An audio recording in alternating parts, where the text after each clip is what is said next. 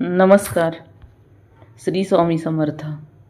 आपल्या सर्वांच्या जीवनात आधार, शक्ती आणि विश्वास देणारे अक्कलकोट निवासी श्री स्वामी समर्थ महाराज.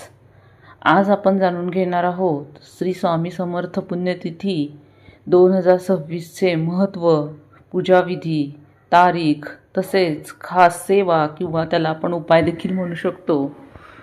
अशी सर्व माहिती आपण आजच्या व्हिडिओमध्ये जाणून घेणार आहोत. तर लगेचच सुरू करूया आजचा व्हिडिओ. त्या अगोदर सविताज कॉर्नर या माझ्या चॅनलवरती जर तुम्ही नवीन असाल तर माझ्या सविताज कॉर्नर चॅनलला जरूर सबस्क्राईब करा. व्हिडिओ आवडल्यास लाईक करा, हाईप करा आणि कमेंटमध्ये श्री स्वामी समर्थ लिहायला नक्की विसरू नका. तर 2026मध्ये श्री स्वामी समर्थांची पुण्यतिथी 15 एप्रिल बुधवार 2026 रोजी येत आहे. विशेष म्हणजे याच दिवशी प्रदोष आणि मासिक महाशिवरात्री हे व्रत एकत्र आलेले आहे. महादेव शिवशंकरांचे अखंड स्मरण स्वामी करत असत. त्यामुळे प्रदोष, मासिक शिवरात्री व्रत आणि स्वामींचा स्मरण दिन एकाच दिवशी येणे हे पुण्यफलदायी मानले गेले आहे. स्वामी समर्थांच्या स्मरण दिवसाला अजून 7 दिवस आहेत. तर व्हिडिओच्या शेवटी मी काही खास उपाय सांगणार आहे. तो 7 दिवस आपण केला तर निश्चितच स्वामी समर्थांची कृपा आपल्यावरती अखंड राहील. आपले प्रश्न सुटतील, अडचणी सुटतील. तर स्वामी समर्थांचे लाखो भक्त आहेत, भाविक आहेत. स्वामी समर्थ हे भगवान दत्तात्रेयाचे अवतार मानले जातात.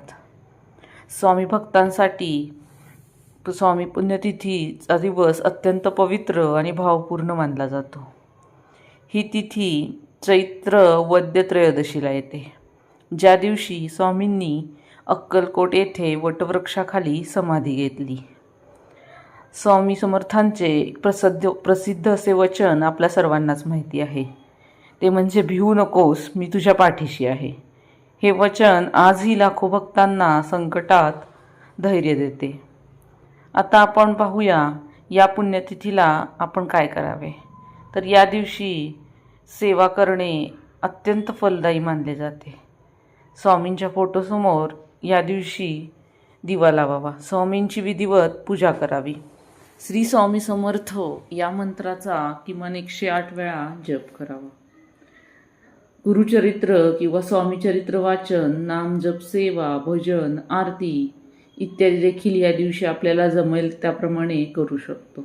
या दिवशी आपल्या कुवतीप्रमाणे गरिबांना अन्नदान नक्की करावे. तसेच या दिवशी किंवा या दिवसासाठी या दिवसापर्यंत 7 दिवसाचा असा एक खास उपाय मी तुम्हाला सांगत आहे. तो देखील तुम्ही गुरुवारपासून म्हणजे आजपासून नक्की सुरू करावायचा आहे. तो उपाय असा आहे की तुम्ही 7 दिवस सकाळी श्री स्वामी समर्थ या मंत्राचा 108 वेळा नक्की जप करावायचा आहे. आपल्या देवघरासमोर बसून किंवा स्वामींच्या फोटोसमोर बसून या मंत्राचा आपण जप करावायचा आहे. तसेच तुम्हाला तारक मंत्र तर माहितीच आहे. तारक मंत्राचा किमान 1 वेळा आणि जमत असेल, शक्य असेल तर 11 वेळा हा मंत्र म्हणावायचा आहे. ते शक्य नसेल तर किमान 1 वेळा तरी हा मंत्र नक्की म्हणायचा आहे किंवा ऐकायचा आहे. त्यामुळे आपल्याला मानसिक शांतता तर मिळतेच आणि आपली काही मनोकामना पूर्ण करायची असेल तर ही सेवा आपण संकल्पयुक्त करायची आहे. संकल्पयुक्त सेवा करण्यासाठी आपण पहिल्या दिवशीच सेवा सुरू करण्यापूर्वी स्वामींच्या फोटोसमोर बसून आपला संकल्प करायचा आहे. संकल्प असा करायचा आहे, हातामध्ये पाणी घेऊन आपण आपली इच्छा बोलून दाखवायची आहे स्वामींना आणि यासाठी आपण जी सेवा करत आहे ती देखील सांगायची आहे. आणि अखंड 7 दिवस ही सेवा आपण नक्की करायची आहे. आणि पुण्यतिथीपर्यंत ही सेवा केल्याने आपल्याला मनोकामना पूर्ण होण्यासाठी नक्कीच मदत होईल. नक्कीच स्वामी आपल्याला आशीर्वाद देतील. तर आजच्या व्हिडिओमध्ये सांगितलेली ही उपाय किंवा ही सेवा तुम्ही नक्की करून बघा. मला देखील स्वामी समर्थांचा खूप अनुभव आलेला आहे आणि स्वामी समर्थांवरती माझी देखील श्रद्धा आहे. तर तुम्ही देखील श्रद्धा, विश्वास, भक्ती ठेवून मनापासून ही सेवा केली तर तुमच्या जीवनातील देखील प्रत्येक अडचण दूर होण्यास मदत होईल. जर तुम्ही स्वामी भक्त असाल तर कमेंटमध्ये लिहा श्री स्वामी समर्थ. आणि ही सेवा किंवा तुम्हाला अगदीच नाही जमले तर ज्या दिवशी स्वामी समर्थांचा पुण्यतिथीचा दिवस असेल त्या दिवशी नक्की एकदा तारक मंत्र म्हणायचा आहे.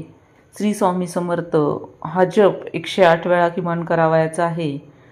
स्वामी समर्थांच्या एखाद्या केंद्रातील मंदिरात जाऊन स्वामी समर्थांचे दर्शन घ्यायचे आहे. स्वामी समर्थांची सेवा करताना काही नियम पाळणे देखील अतिशय आवश्यक आहे. तर स्वामी समर्थांची सेवा करताना कोणते नियम पाळावेत किंवा काय काळजी घ्यावी ते देखील मी आता सांगत आहे. स्वामी सेवा करत असाल तर ती तुमच्या पद्धतीने ती नियमित सुरू ठेवावी. स्वामी सेवा करायची असेल तर सकाळी किंवा सायंकाळी एक वेळ ठरवून घ्यावी. धावपळीमुळे सकाळी शक्य होत नसेल तर तिन्ही सांजेला दिवे लागण्याच्या वेळेला आपण ही सेवा करू शकतो. एकदा वेळेचा संकल्प मनात केला की काहीही झाले तरी ती वेळ चुकवू नये. त्यावेळेस स्वामी समर्थांची मूर्ती किंवा फोटो समोर ठेवून देवासमोर दिवा लावावा, स्वामींना दिवा अर्पण करावा, त्यानंतर धूप किंवा अगरबत्ती दाखवावी. शक्य असेल तर काही गोडाचे नैवेद्य देखील अर्पण करावेत. अगदी दूध साखर ठेवली तरीसुद्धा चालू शकते. आणि स्वामी समर्थांची आपण ही सेवा करणार आहोत ती सेवा सुरू करायची आहे. शक्यतो ही सेवा अखंडपणे करावी, खंड पडू देऊ नये. काही अपरिहार्य कारणामुळे या सेवेत खंड पडल्यास स्वामी समर्थांची मनापासून क्षमायाचना करावी. स्वामी समर्थांचे पारायण करताना तामसिक खाणे म्हणजेच मांसाहार करणे टाळावे, मद्यपान करणे टाळावे. तसेच या दिवसामध्ये कोणाशी भांडणे, वाद इत्यादी देखील टाळावे. घरामध्ये आनंदी वातावरण ठेवावे, शांतता राखावी आणि सर्वात महत्त्वाचे म्हणजे स्वामींवर दृढ विश्वास ठेवावा. ही सेवा करताना निशंक मनाने करावी, कोणताही किंतु मनात ठेवू नये.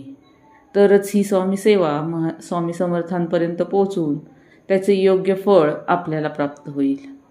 तर अशा प्रकारे तुम्ही देखील स्वामी समर्थांची ही सेवा नक्की करून पहा. तुम्हाला देखील असाच अनुभव येईल आणि मनोकामना तुमची निश्चितच स्वामी समर्थ पूर्ण करतील. आजचा व्हिडिओ कसा वाटला हे मला कमेंट करून जरूर कळवा आणि आजचा व्हिडिओ पाहिल्याबद्दल खूप खूप धन्यवाद.